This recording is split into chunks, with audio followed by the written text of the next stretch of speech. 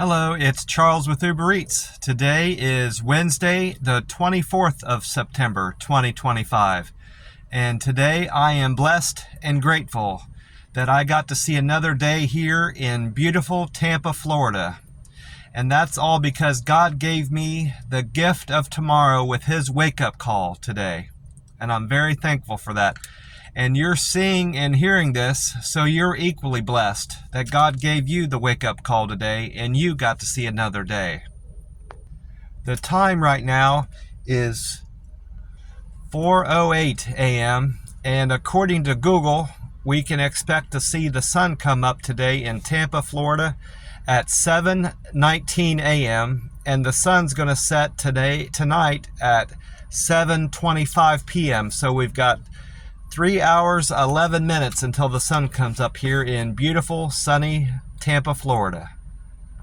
I was able to get my favorite parking spot up here at the McDonald's. There's still just that one white SUV there parked. It's always been here since I've been going to the McDonald's at least. And in fact, there's hardly any cars up here at all. Normally there's 2 or 3 employee cars parked here, but there's just the one blue SUV up here. And now today they've got a piece of a construction equipment. They're tearing up. It looks like they're tearing up part of the drive-through, and I was laying something underneath it, some piping or something. I drove by and I looked. So they're doing some construction up at my McDonald's currently. I have already been across the way to the Circle K next door, and I got my free cup of ice in my Thornton's cup. It's already started to melt.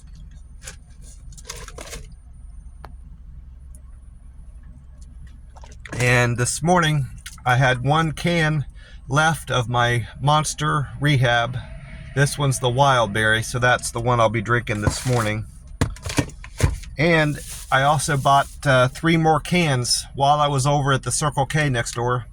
I got my Monster Rehab tea and lemonade, Monster Rehab peach tea, and then I picked up this Monster Rehab wild berry. Right now they're Circle K has a special price of buy 2 get 1 free, and I think it comes out to like $7.72 with tax after when it's all said and done. I had some downtime in between. More than a few of my deliveries I had downtime. It didn't end up being as busy of a day as it was Monday. Tuesday was a bit slow, but I ended up doing okay. I stuck with it. And what I did, I wrote down, I made 15 boxes.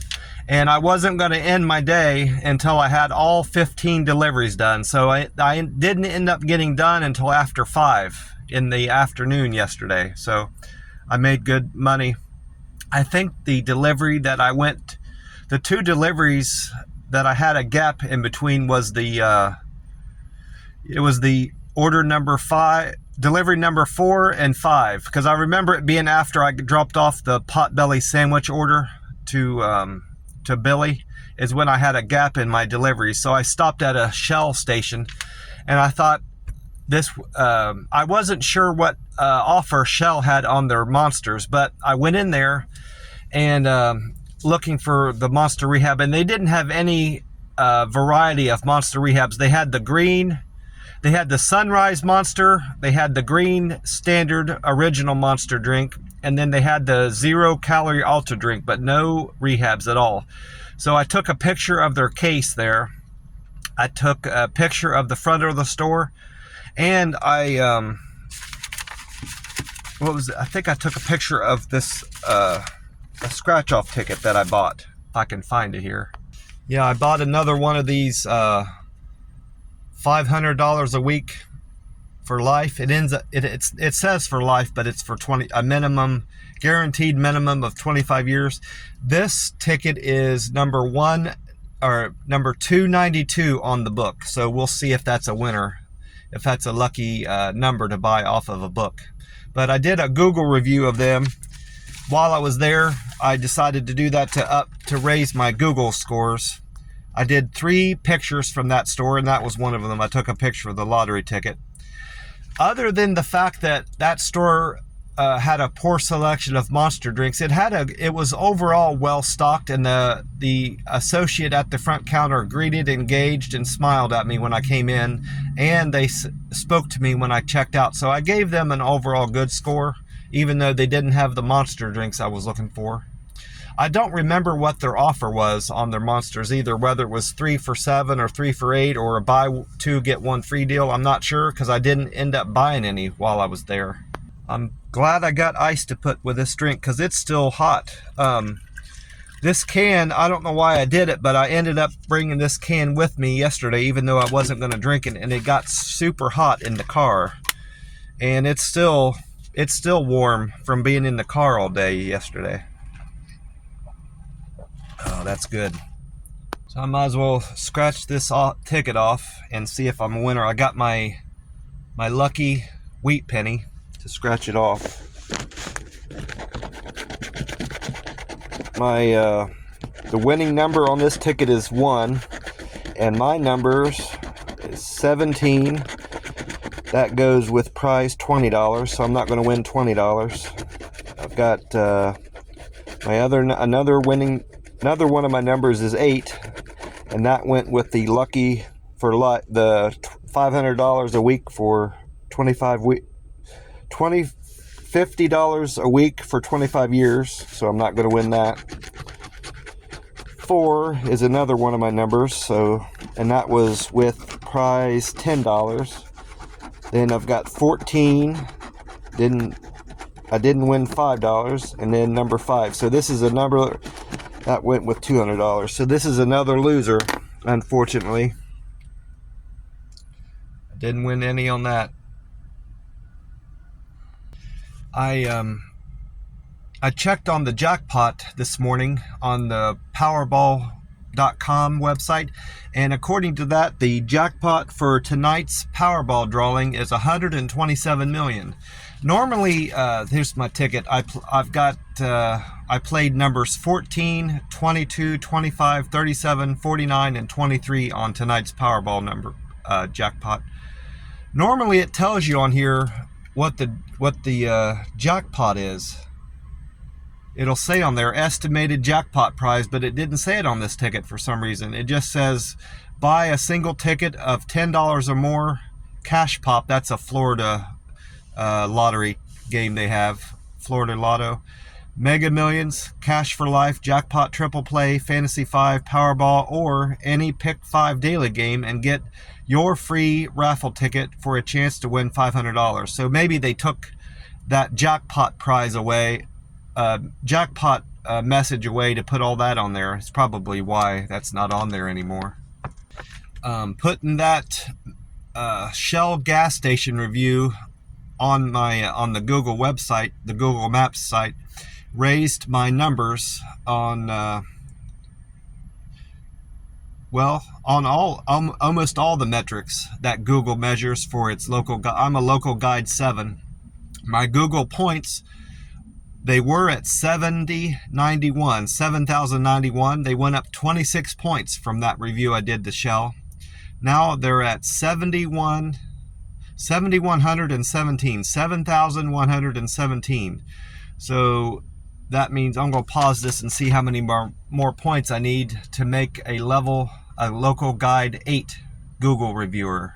So if my math's right, I need 7,883 more points to get 15,000 points and make a local guide 8. So that's pretty good. And then my contributions went up from 1375 to 1379. That's 4 more. I'm assuming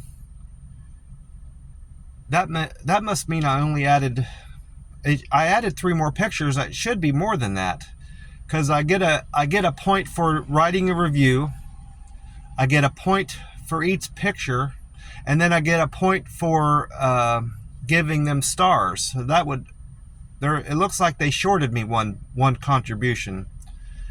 But anyway, my Google review, my picture reviews on Google went up 3,644. I was at 2,279,117 views of all my pictures. Now I'm at 2,282,761 views of all the pictures I've posted on Google. And my reviews went up one, of course, because I just did the one review to Shell. I'm at 207 reviews posted on Google, and my pictures went up 3, from 521 to 524 for those 3 pictures I posted from that Shell gas station yesterday, Tuesday the 23rd of September 2025. I posted that. I also checked on my Reddit scores. When I got into Reddit this morning, I had another message from the Reddit team. I earned another badge. It was something about connoisseur. I wrote it all down here.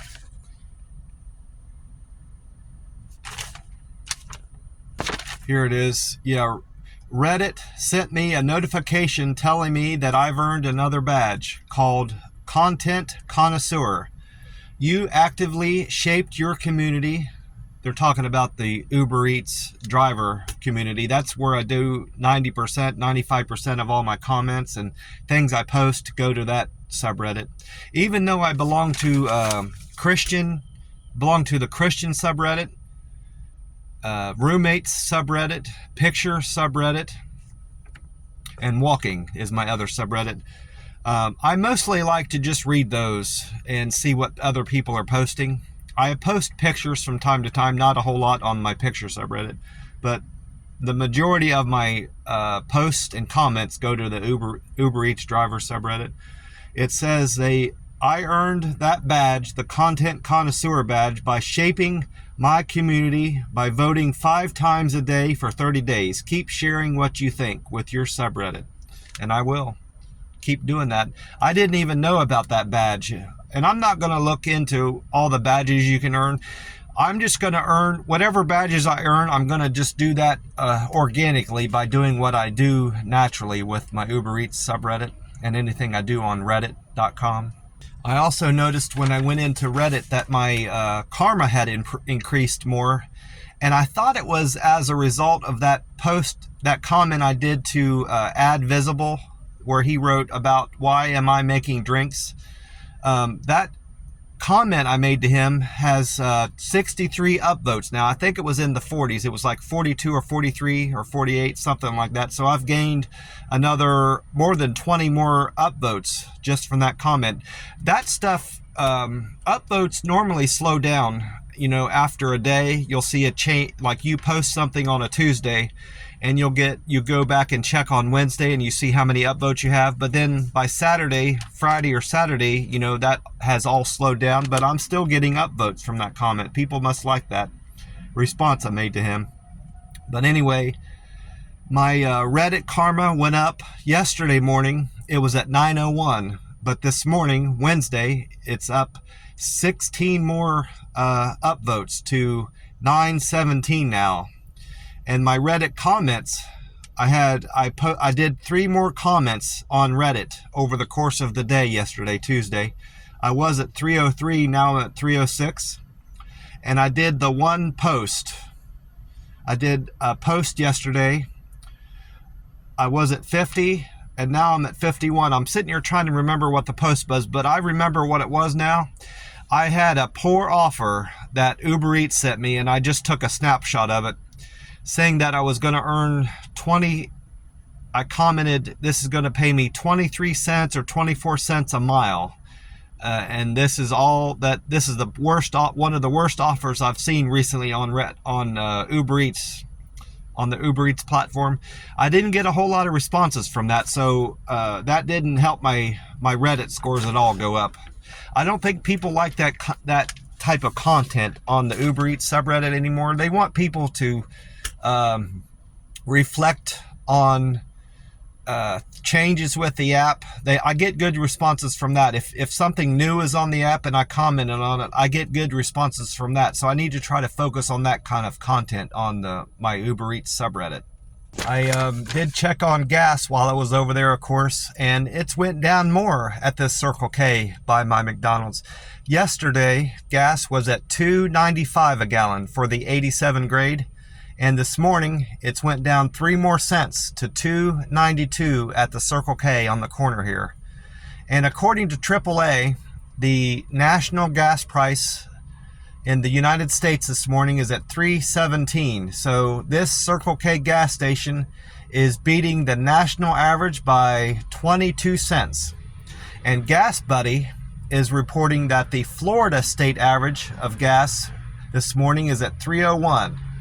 So this gas station here in Tampa, this particular Circle K that I go and get gas at, is beating the Florida state average by 6 cents a gallon. So gas at this Circle K remains is consistently cheaper than the national average and the Florida state average. That reminds me, I did top off this morning at the gas station. I had been going to the Circle K by my camper and buying a hot dog. They have a deal where you get a hot dog, a drink, and chips. And I put the remainder of a 20 in my tank, but I didn't do that this morning. I didn't stop and get a hot dog yesterday evening. I passed on by. I wasn't hungry at all, so I decided to pass on by. I did stop and get a cup of ice there, but nothing to eat. And headed back to my camper. My landlord was outside doing something in his SUV and stopped me as I got there, and we spoke briefly, asked me how I'm doing, and the only thing I could think about my day is how well I did with my Uber Eats app. So I talked to him about a few great deliveries I did, and he seemed to be happy about that I was having good results with my Uber Eats app. That's pretty much the gist of all I talked to him about yesterday evening. I was on the phone with my cousin too as I got back to the camper, so that kind of cut my I probably should have not spoke to him. I should have just waved and motioned to him that I was on the phone with my cousin, because while I was talking to him, my cousin, our phone call got disconnected, and I think she might have got frustrated with me that I spoke to him while I was on the phone with her. I guess that was kind of rude of me. I should handle that better in the future, I suppose. I also checked on high temperatures while I was on the internet checking on gas prices. According to Google, the high temperature today we can expect is 92 degrees, and no rain is in the forecast today at all. And tomorrow we can expect a high temperature of 89 degrees, so it's going to be 3 degrees cooler tomorrow, and we can expect rain from 3 p.m. to 5 p.m. in the Tampa Bay area. 30% chance of rain in this area after 3 o'clock tomorrow. Now that's pretty much the same forecast that Tampa Bay 13 News reported on the TV last night. They were also calling for a high temperature today of 92 degrees. They did more talk on the Gabrielle making its way eastward, and they're projecting that Spain is going to get the majority of the rain from that system now that it's calmed back down and it's a tropical depression now. Hurricane Gabrielle is no longer a hurricane. And they had they referred to those two systems that they're looking at now, but possibly becoming tropical depressions. They called those 93L and 94L. I've never heard that kind of terminology before, so I looked it up. I did a Google search on that, what that is all about. And that's just a reference that meteorologists use to refer to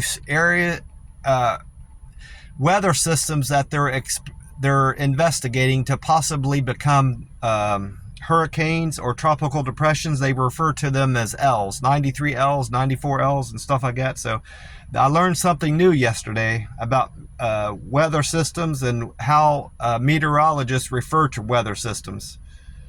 They're saying that those two systems are kind of weakening each other because they're in such close proximity. So they may not even become tropical storms, tropical depressions, let alone become hurricanes.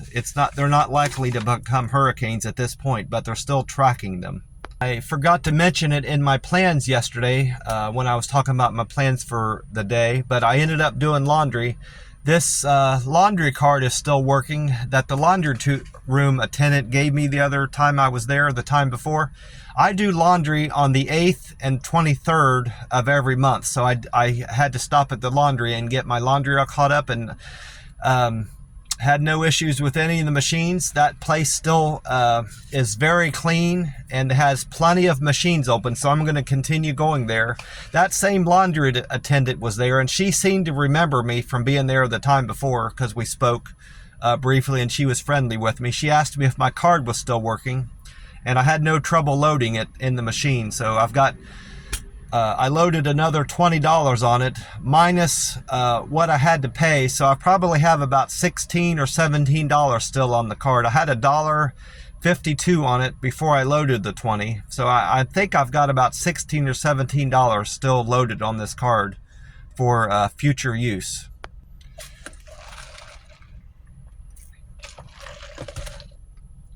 I mentioned I had a great day on the Uber Eats app. I certainly did. Mostly because I just stuck with it. I considered stopping after I think it was after that Baskin-Robbins order. I was thinking about calling it a day, but I realized I still had 4 more blocks to fill out on my, see, this is how I do that. I write out blocks.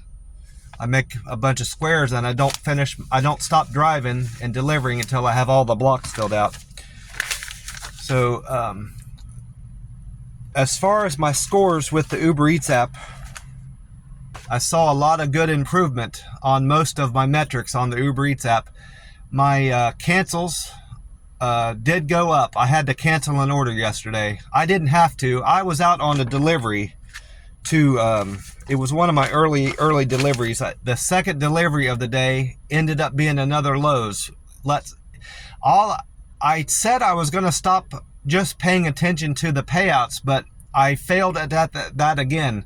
I don't remember what that offer was, but it was good enough for me to take. And then once I started driving, I realized, damn, that's a Lowe's delivery. I wasn't supposed to take that.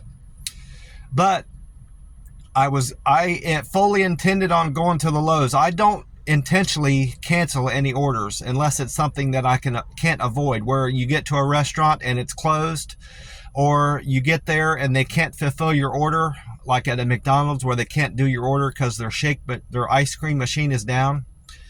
Those things are unavoidable and you have to cancel them. But this order ended up getting dropped off my app because when I got on the freeway, it was during rush hour, and I wasn't getting to the Lowe's fast enough to please the Uber Eats app.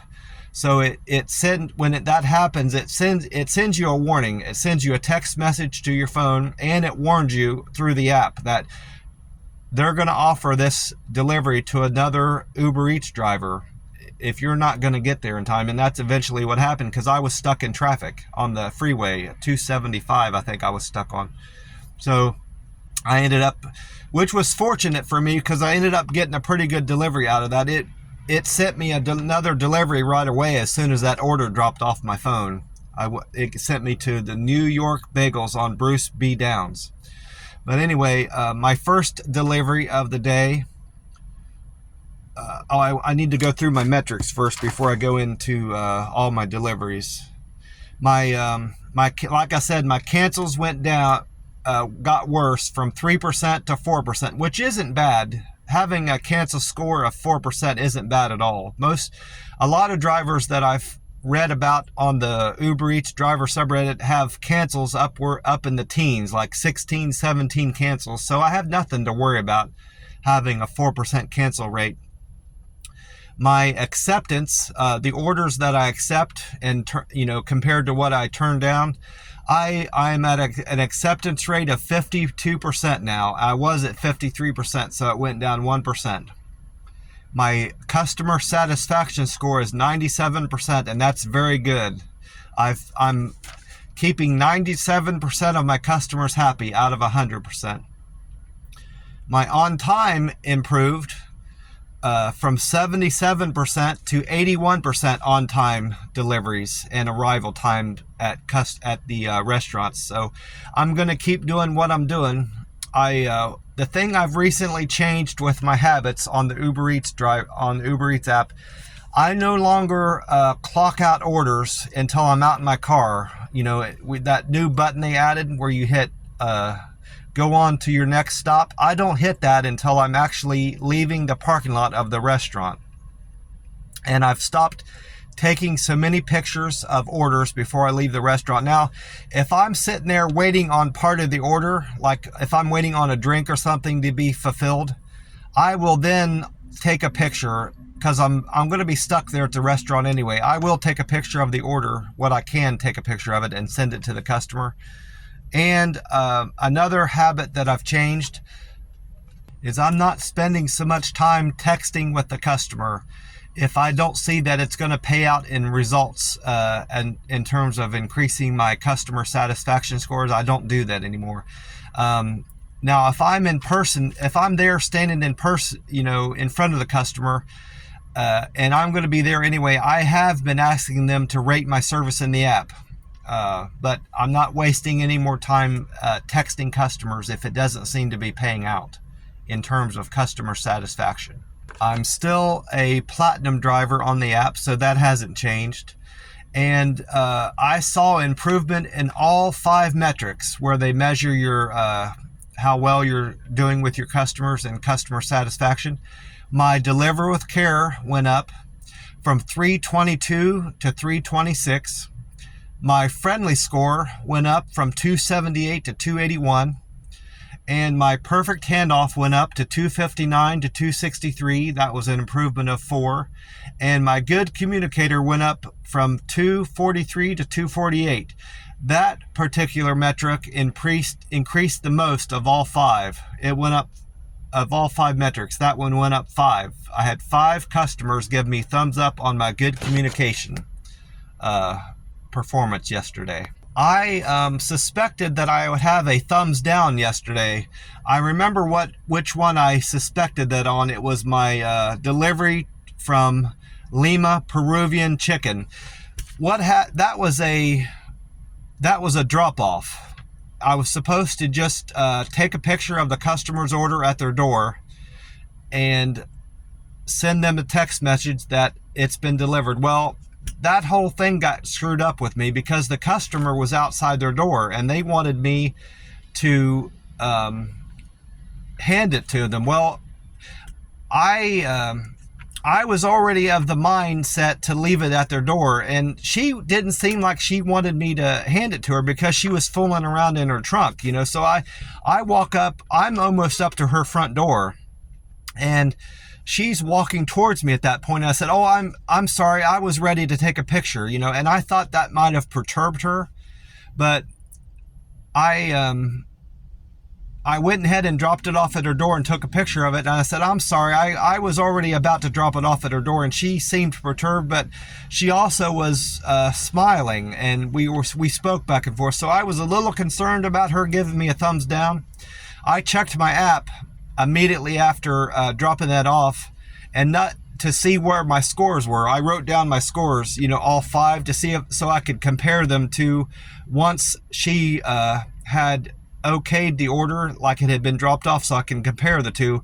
And fortunately, she gave me thumbs up on all 5 metrics. So apparently I didn't upset her too much. She gave me a good score on the Uber Eats app.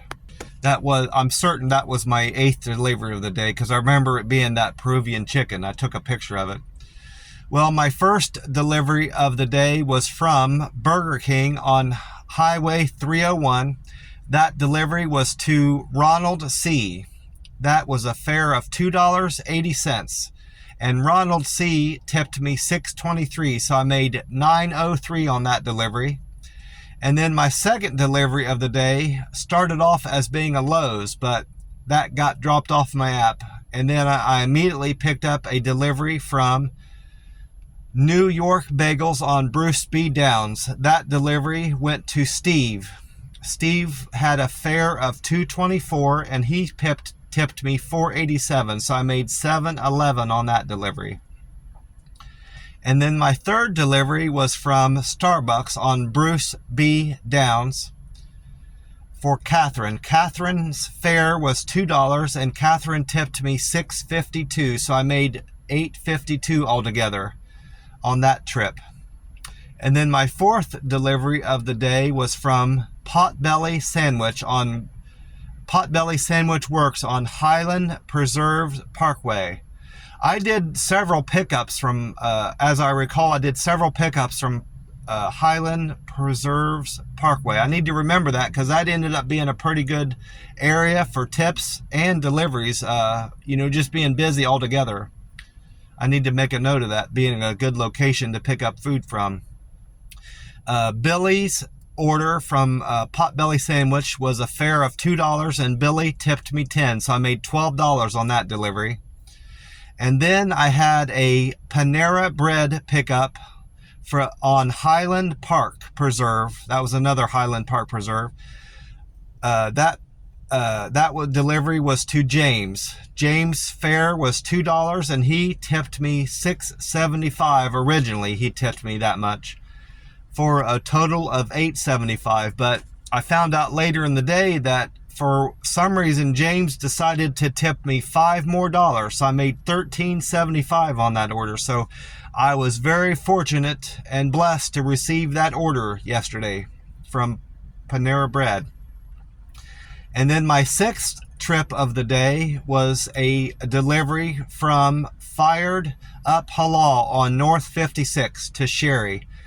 Sherry had a fare of $4 and Sherry tipped me $6. I made a total of $10 on that delivery to Sherry.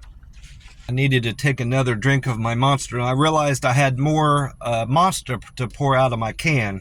So I can go ahead and top off my cup now.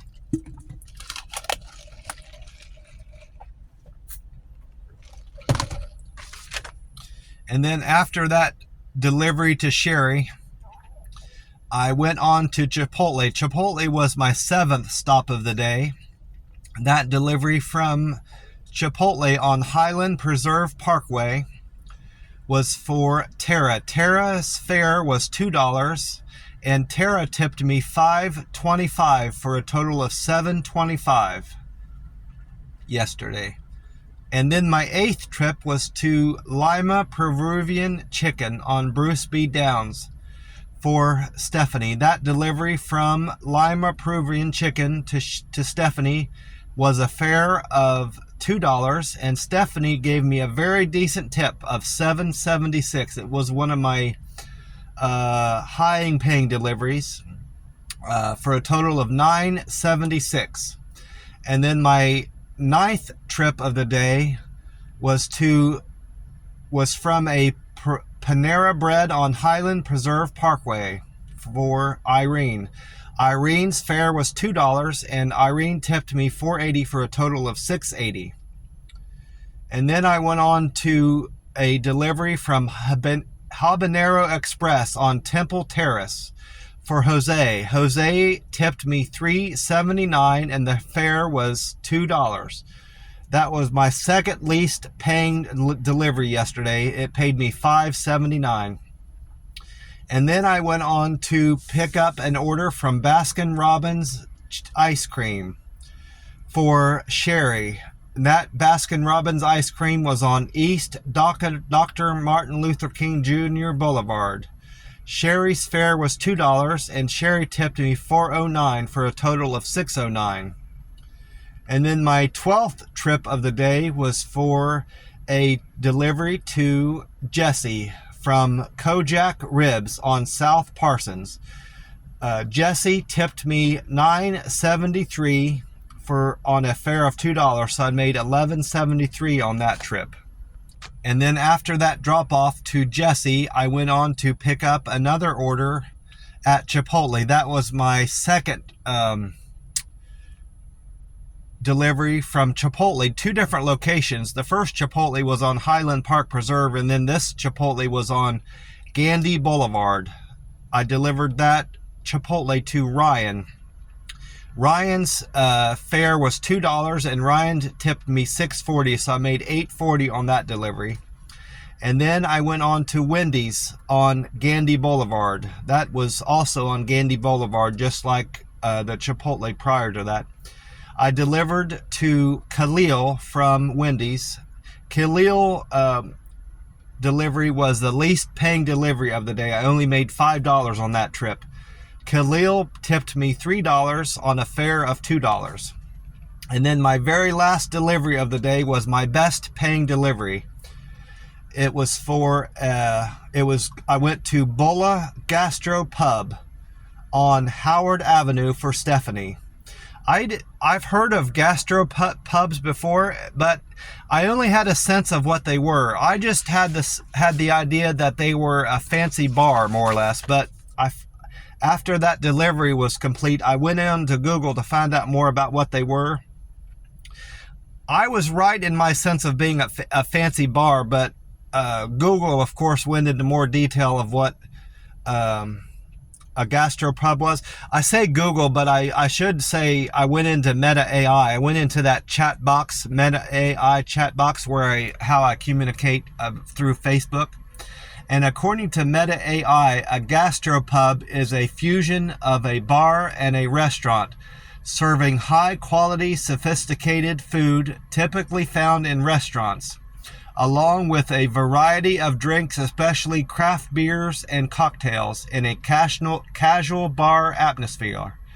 Also, some of these gastrobars feature live entertainment, such as singers or bands. Well, this particular gastropub, that I could tell, they didn't have a stage in there. They just had a real fancy bar, and they had a kitchen in the back. They don't have live entertainment there, but it was a nice bar nonetheless.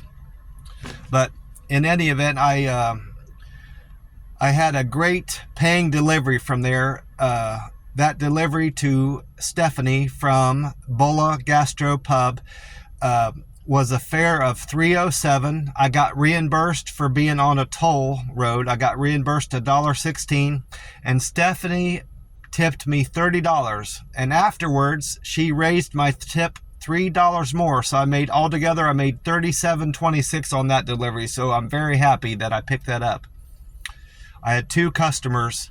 Now that I think of it, I had two customers raise my tip. James, to the number 5, I forgot to mention this. Number 5 delivery to Panera Bread going to James. He originally was going to tip me $6.75, but he raised it to $11.75 for a total of $13.75 yesterday.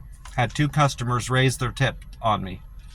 I had mentioned I had some downtime in between most of my deliveries, and I didn't, even though I did, I could have done quite a bit more. I would have expected to do upwards of 20 or 21 deliveries yesterday because I was out so late, but I had so many gaps in between my deliveries. I know I had a gap between that fired up halal and Chipotle order because I parked in that same parking lot where the fired up halal restaurant is, and I ended up having enough time to write my aunt back in Ohio, where the aunt I visited for the family reunion. I wrote her another letter yesterday. I wrote her an 8-page letter. It ended up being a 10-page letter because I realized I had forgotten to ask her about the Charlie Kirk memorial.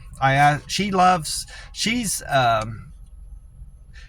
started off being, and she still is, a registered Democrat, but she's more of now that she's gotten older and her attitudes in politics have changed and her favorability of the Democrat Party has changed.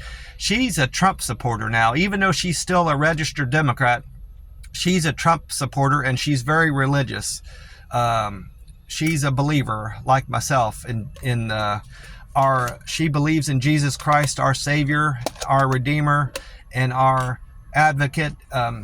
She's a firm believer in Jesus Christ, and she's been saved like myself. So we have a lot of talk. We talk a good bit about religion whenever we talk. And so I wrote her I wrote her a 10-page letter, and I realized towards the end of that letter that I had forgot to ask her about if she had watched any of the memorial for Charlie Kirk, so I added that into the letter. It ended up being a 10-page letter. I need to find a post office today at some point and mail this off to her. I need to find an envelope too.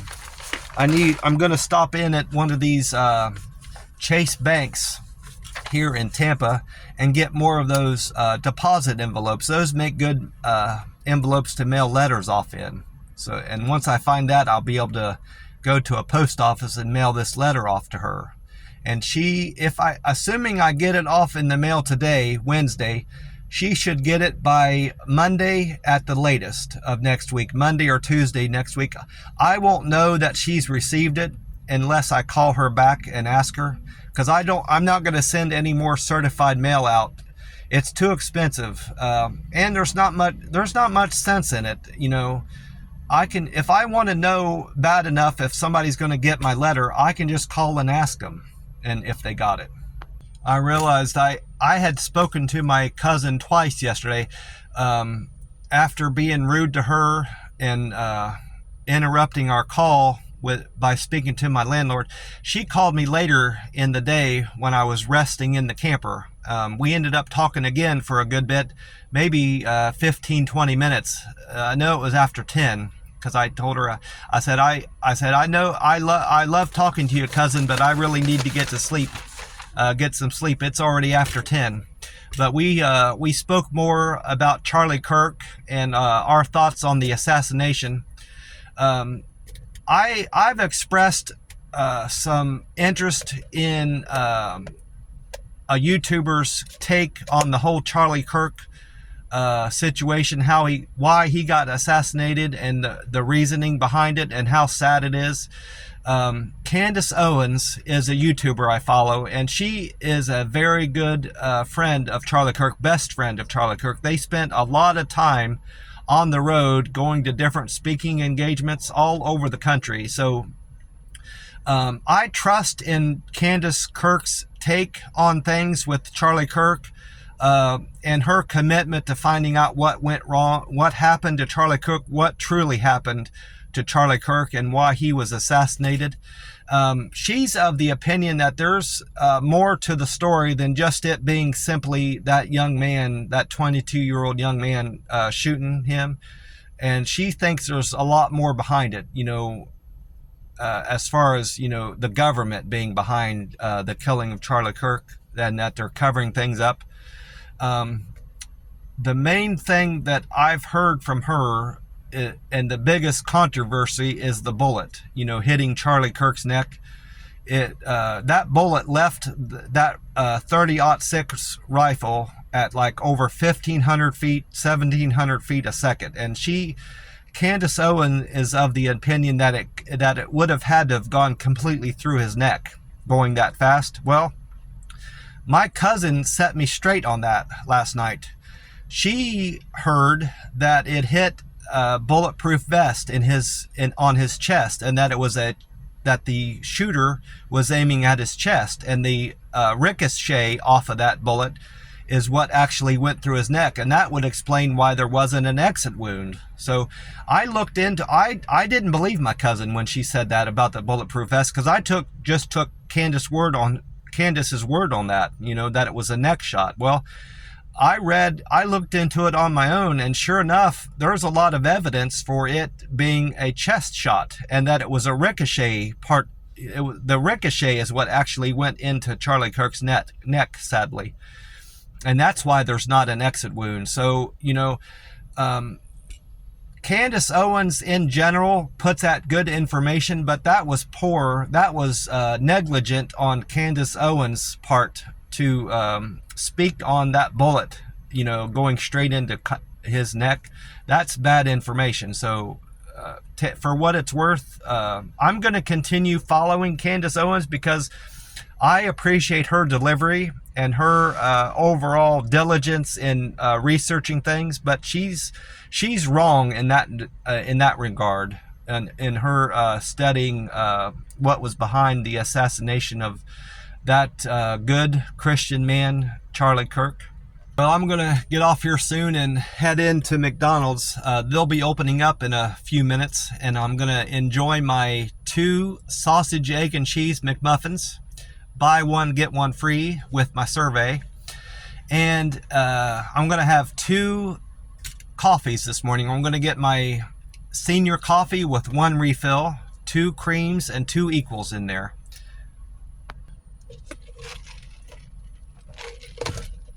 I want to take this time right now to thank God and praise God that He rescued me from a lifetime of misery and sadness and poor health, from saving me from my alcohol addiction. I've not had a single drink of alcohol for more than 3 years. 3 years and going on another month. So what's that, almost 37 months I'm alcohol free. It was September 1st of 2022 I stopped drinking.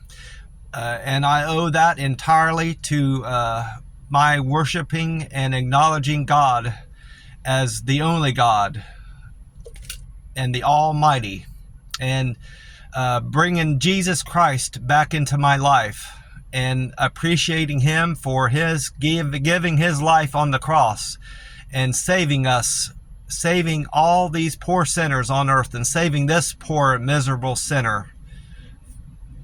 One of the things that I'll remember most from my time in Las Vegas is getting baptized and recommitting myself to Jesus Christ, our Lord, our Savior, our Advocate, and our good Redeemer, Jesus Christ.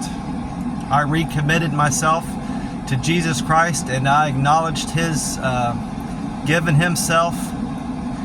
up His life on the cross for us. And I want to remind you all that if any struggle you have, big or small, if it's an addiction to drugs, alcohol, any addiction, whatever, if any troubles you have, big or small, give them to God.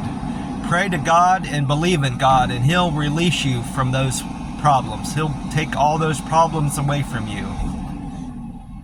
Well, goodbye for now. Thank you for listening, and I will be back soon. God bless you all.